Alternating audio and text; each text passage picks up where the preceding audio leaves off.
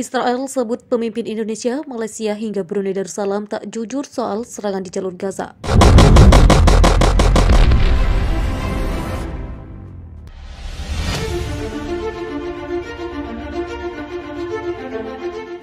Polemik antara Israel dan Palestina kembali terjadi, seolah tak henti-hentinya Israel terus berusaha melumpuhkan wilayah Palestina, terutama jalur Gaza.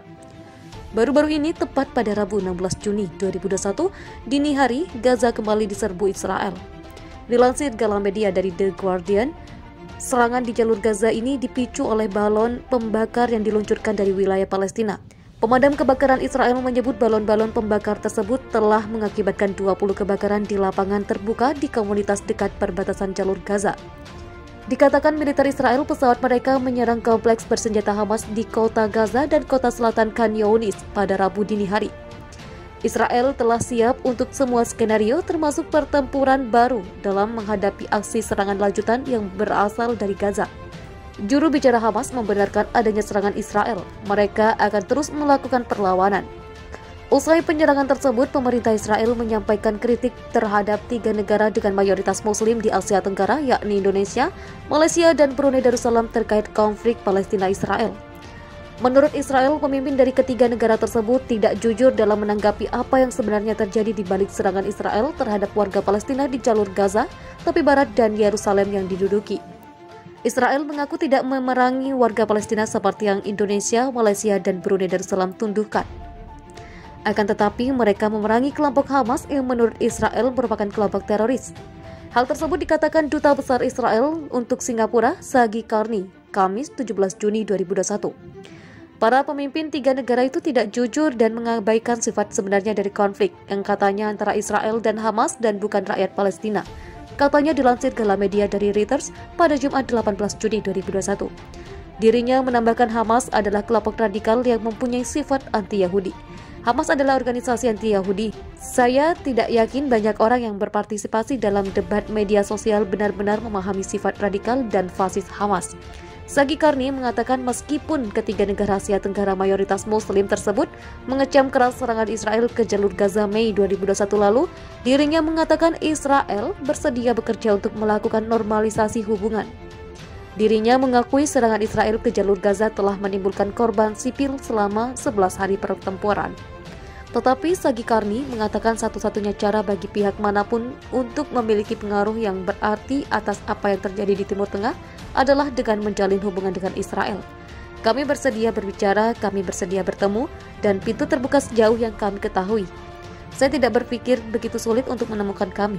Seperti diketahui, Indonesia, Malaysia, dan Brunei Darussalam mengecam keras serangan udara Israel ke jalur Gaza yang telah membunuh 250 warga Palestina dan 13 orang Israel. Indonesia, Malaysia, dan Brunei Darussalam mendesak PBB untuk turun tangan demi menghentikan konflik. Israel mengungkapkan keinginannya untuk memulai perundingan dan upaya menjalin kerjasama dengan 3 negara mayoritas Muslim di Asia Tenggara, yakni Indonesia, Malaysia, dan Brunei. Keterangan tersebut disampaikan Duta Besar Israel untuk Singapura, Sagi Karni.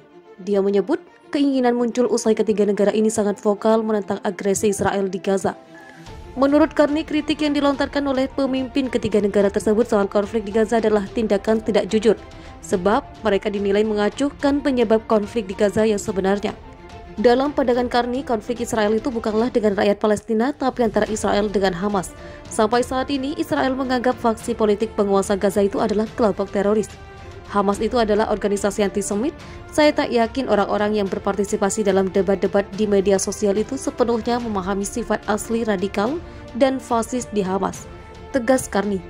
Hamas sendiri berulang kali membantah tuduhan Israel bahwa mereka kelompok antisemit atau anti-Yahudi.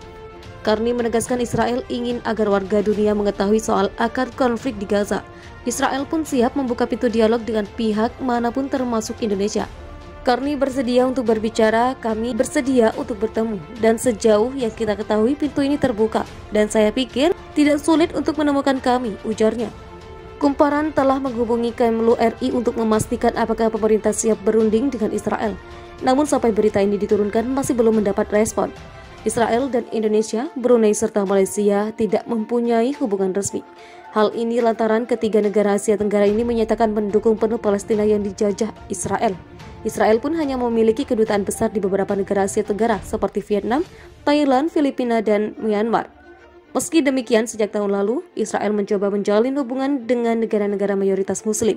Sebanyak 4 negara Arab pada 2020 lalu bahkan setuju untuk menormalisasi hubungan kerja dengan Israel lewat perantara Amerika Serikat. Ketiga negara itu adalah Uni Emirat Arab, Bahrain, Sudan, dan Maroko. Militer Israel belakangan ini kembali menunjukkan kebrutalannya dengan menggempur jalur Gaza, menimbulkan ratusan korban jiwa. Militer Israel terus membombardir jalur Gaza dengan serangan udara dan peluru artileri pada Sabtu, 15 Mei 2021. Ia juga meningkatkan pengerahan pasukan dan tank di dekat kantong Palestina yang terkepung. Melansir Al Jazeera, hingga Sabtu 15 Mei 2021 pagi setidaknya 137 warga Palestina, termasuk 36 anak-anak telah tewas. Sementara itu sebanyak 920 orang cedera. Dihantam kebrutalan militer Israel, keluarga Palestina berlindung di sekolah-sekolah yang dikelola Perserikatan Bangsa-Bangsa PBB di Gaza Utara. Meskipun ada seruan internasional untuk segera menghentikan semua permusuhan, termasuk dari Kepala PBB Guterres, rupanya tidak menghentikan serangan itu.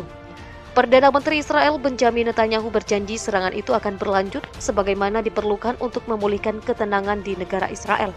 Sementara Hamas membalas serangan dengan menembakkan rentetan roket ke arah Israel menghantam kota Ashdod pada Sabtu pagi. Kebrutalannya tengah dikecam dunia. Ternyata ada kisah menarik tentang kehadiran pertemuan militer Israel dengan tentara Indonesia. Tentara Indonesia pernah menghalau aksi militer Israel di perbatasan Lebanon. Itu terjadi pada tahun 2020 lalu ketika pasukan Indonesia yang bergabung dengan pasukan perdamaian PBB tengah menjaga perbatasan kedua negara tersebut. Pasukan perdamaian PBB Anvil Unit Nation Interim Forces in Lebanon yang berdiri sejak tahun 1978 punya anggota dari kontingen berbagai negara termasuk Indonesia. Bahkan kontingen Garuda dari Indonesia merupakan kontingen terbanyak dalam pasukan perdamaian tersebut.